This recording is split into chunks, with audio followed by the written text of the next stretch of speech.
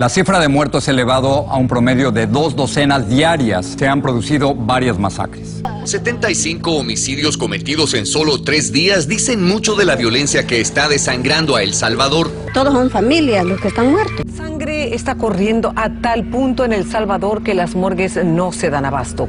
La ola de violencia que envuelve al país se está incrementando con decenas de homicidios diarios. Lo que hemos hecho en poco más de una semana nos dice que podemos acabar con este cáncer que se llaman pandillas. A los pandilleros les ha sido racionada la comida y no podrán ver la luz del sol, así como también los criminales que siguen asesinando a la población y que son capturados deberán enfrentar todo el castigo que merecen. Por ahí andan rumores que quieren empezarse a vengar de la gente honrada, al azar. Hagan eso y no va a haber un tiempo de comida en las cárceles. Uno. Hello guys, welcome back to El Salvador, a tiny country with a big story to tell. This is my second time around. I came back after 3 years. The last time I was here, I was able to film a little bit downtown, but it still seemed kind of sketch. But as you may have heard, this country has gone through some incredible changes, and I'm here to tell you the story of how El Salvador went from being the most dangerous country in the world to being the safest in the Americas. First of all, I have to say this is a completely different downtown. They completely remodeled it. With the help of China, they built this gigantic 6-story library, which has become the symbol of progress in the country. I mean, it's a completely different world from the last time I was here.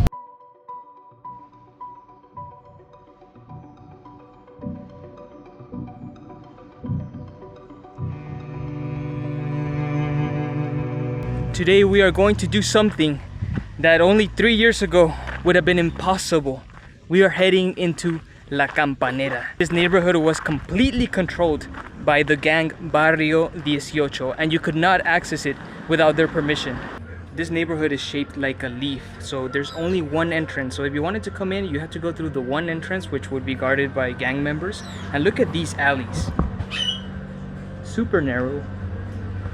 I mean, if the police came every now and then, the gang members would just run and hide for the hills, and it was impossible to track them because they could just go into any random house they wanted, and the people had no choice but to let them in, and they would hide in the houses. ¿Y ahora ya se siente más seguro? Sí, estamos con seguridad, sí. Sí. ¿Cómo era la vida cuando estaba el barrio 18 aquí? Yo tengo 2 hijas. Y alguien me dijo que a mis hijas la tenía que sacar a los 10 años de aquí. A los 10 años me dijo un personaje, no te voy a decir quién, porque no es mentira, que tenía que sacar a una de mis hijas a los 10 años de edad. Y yo la saqué y se fue. Mi hija trabaja en el Hotel Hilton. Tiene un buen trabajo. Pero igual me reclama mamá, ¿por qué me sacaste de la colonia? Porque los hijos no entienden. Era muy inseguro que se quedaran aquí. No, pero yo tenía 2 hijas. Yo tenía que vivir aquí en este lugar. Sí.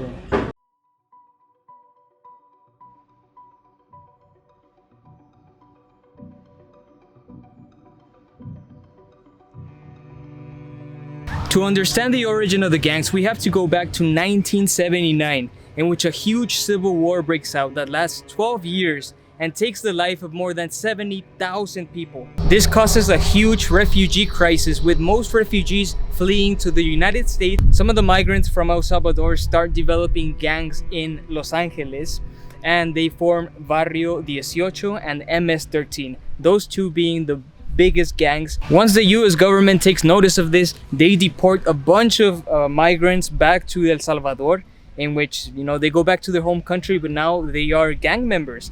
And they start off pretty small. They start off with robberies and, you know, petty crimes, but they slowly start becoming more violent, using theft and intimidation and rent money to fund their activities. So what they would do is they would go to businesses, they would go to houses and ask for protection money. If you had daughters, they would threaten to take them as their own, and you can imagine what they would do to them. If you had sons, they would threaten to kill them.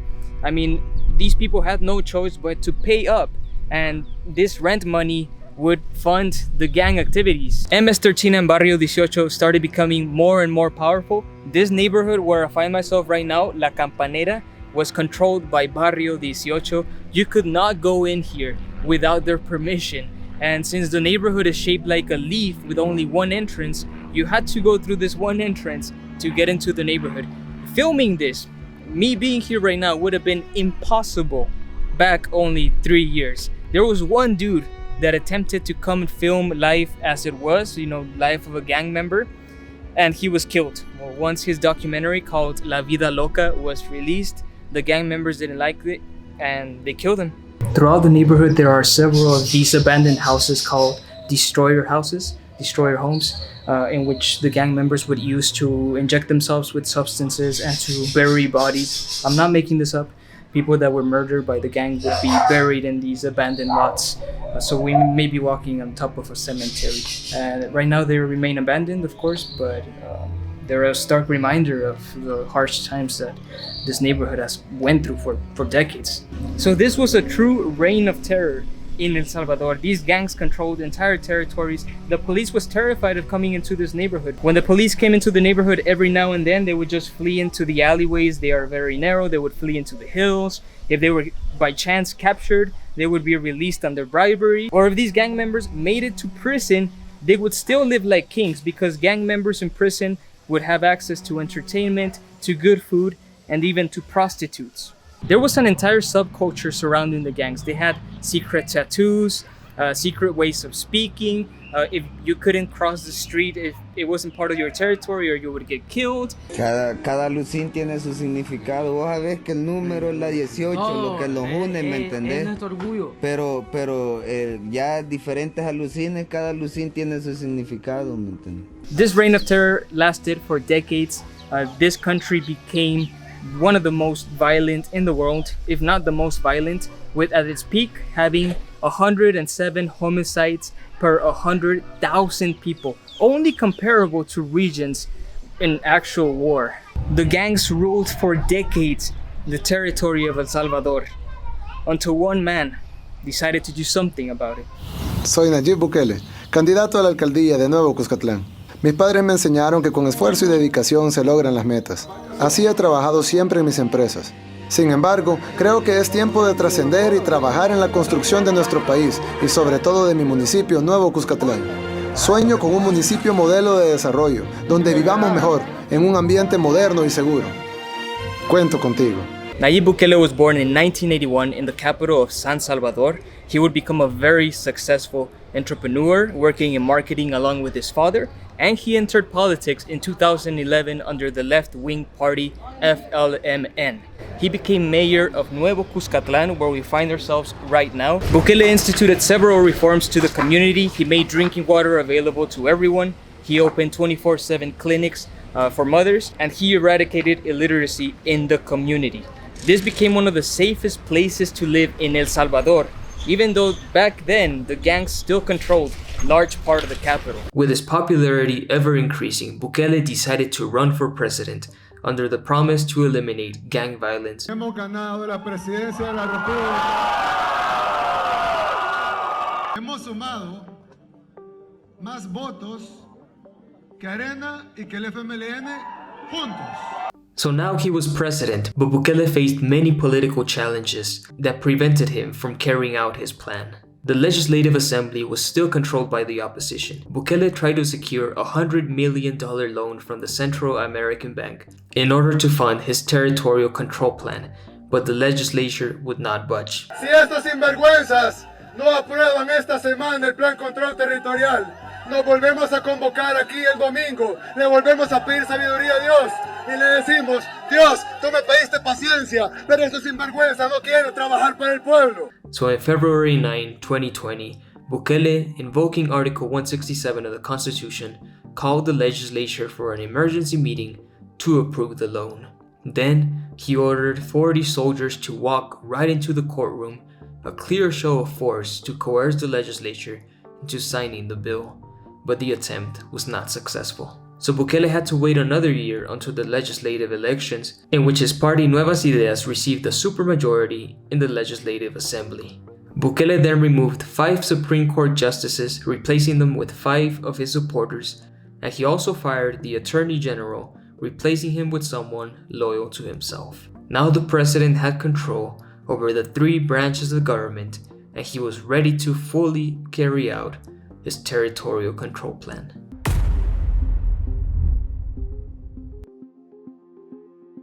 The war against the gangs was a long and painful process. Under Bukele's presidency, the murder rate had been decreasing gradually every year, going from 100 murders for every 100,000 people in 2015 to 17.6 murders per 100,000 in 2021. Bukele had blockaded entire neighborhoods, he cut communication from prisons, and most of all, he stopped negotiating with the gangs. But despite all this progress, the gangs decided to hit back, and in March 26, 2022, 62 people were murdered in the country. Civilians, mothers, fathers, children, an indiscriminate attack against the population. This was the most violent day in the country's history since the end of the Civil War. The following day, Bukele called for a 30-day of exemption in which some constitutional rights were suspended. Police could now search any home without a warrant and arrest anyone who was even slightly connected to the gangs. Police went door to door looking for gang members in every crevice of the country. En la calle hay una cacería de estos delincuentes. El ejército ha sacado sus tanquetas y junto a la policía han rodeado las comunidades que son acechadas por las maras. Entre los detenidos hay líderes de la MS-13 como este, que tenía un altar diabólico en su casa.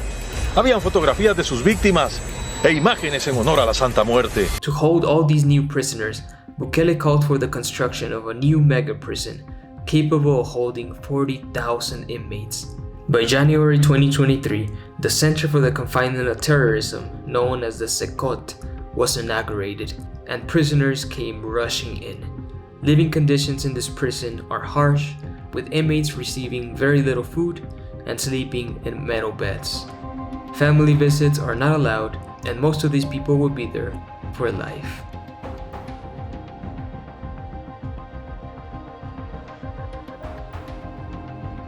Behind me is the Soyapango market, which they tell me was impossible to come and film here without being harassed by someone from the gang.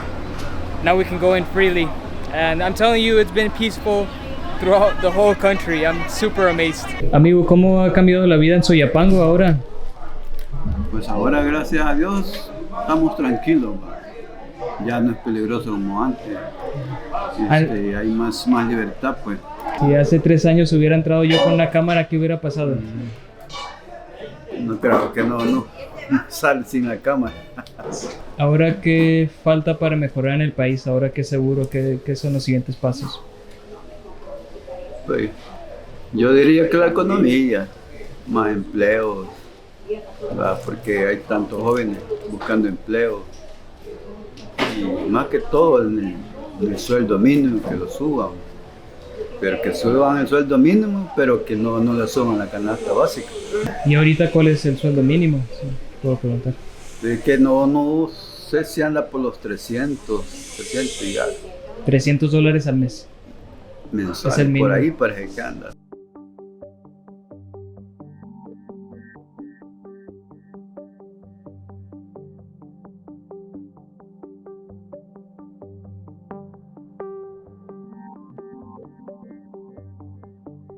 The last time I was here 3 years ago, all of the street in front of this church was completely packed. You could barely walk through.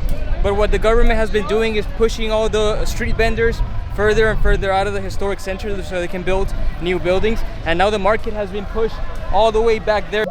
Y pues todos nuestros contornos de nuestros países centroamericanos, todos quisieran tener la estabilidad que tanto años que se vivió con esto de esos jóvenes que asesinaron y todo eso, tanto tiempo, tanto gobierno, y hasta ahora estamos viviendo.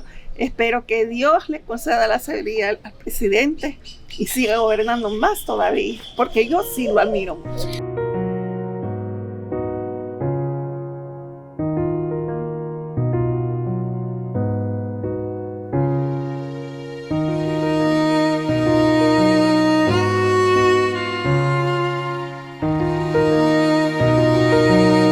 After traveling through El Salvador for 2 weeks, I can say with full confidence, this is a new country. It is super safe. I went into the previously dangerous neighborhoods where you could not go in, and it's completely peaceful. And most people seem to be grateful for the new reforms that have taken place.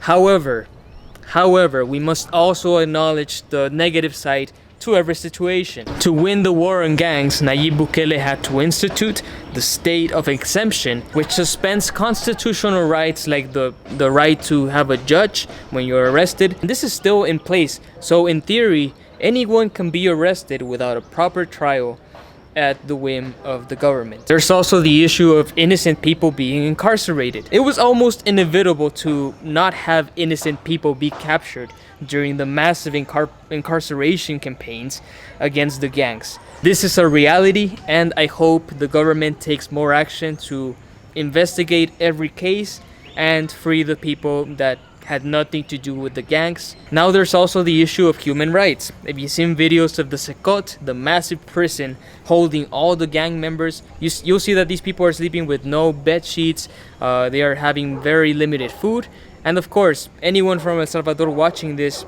will say, well, these people deserve it, they're animals, they were murdering and destroying our society. And I do agree with that. However, does this warrant that every single member that's incarcerated there should be there for life without the possibility of release, without the possibility to be reintegrated into society, and without the possibility of even talking to their family members? That's up to you to decide. Now there's the issue of corruption. The Constitution of El Salvador did not allow for a second term for the president. However, the courts reinterpreted the Constitution so Nayib Bukele would be elected again. Most people are happy with that. However, it brings into question, what is this man willing to do in order to stay in power? Will he try to go for a third term, or will he let someone else take the place? Will someone close to him rule as president? Only time will tell. There's also been accusations of corruption within his political party, of making deals with the gangs before they were mass arrested. The mysterious disappearance of Alejandro Mason, the previous head of security. This dude was threatening the president's party, saying that he was gonna release vital information proving that there was corruption within the party. Only a few days later, he was arrested, he went into the hospital, and he died. Was he killed by the government? Some people that I've spoken to here do agree with that theory, although we cannot prove it. But then again, this story has so many angles that I invite you to form your own opinion.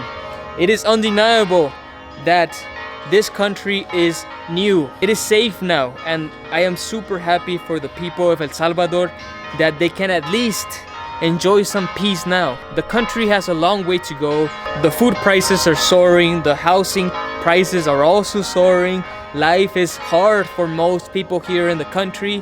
However, at least they can now walk the streets in peace without the fear of losing their life or losing their loved ones to the gang. I am looking forward to seeing how this country rises, and I hope the people of El Salvador can find a way to keep moving forward. Thank you for watching.